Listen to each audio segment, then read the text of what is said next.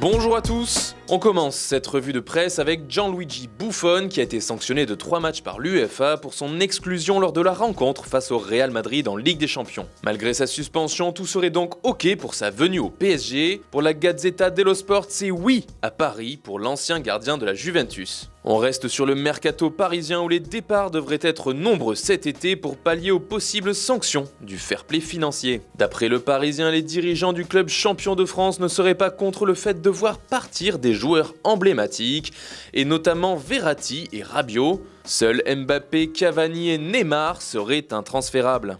En Espagne, c'est Thomas Lemar qui fait la une. D'après le quotidien catalan Sport, le FC Barcelone s'intéresserait au prix du joueur français, estimé à 90 millions d'euros. Les Blaugrana auraient déjà pris contact auprès de l'ASM. Chelsea et l'Atlético de Madrid seraient également sur le coup. Et un autre Français fait parler de lui en Turquie. Il s'agit d'Alexandre Lacazette. Il fait la une du quotidien Photomac qui annonce un intérêt de Fenerbahçe pour l'attaquant français. Une rumeur qui semble assez improbable, l'ancien Lyonnais n'étant arrivé que l'été dernier chez les Gunners.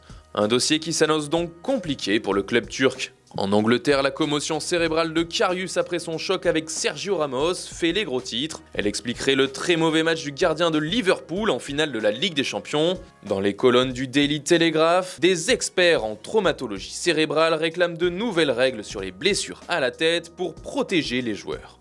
De l'autre côté, Sergio Ramos a simplement répliqué qu'il n'en était pas responsable et s'est même moqué de la résistance des joueurs de Liverpool. Le gardien dit qu'il y avait une commotion après un choc avec moi.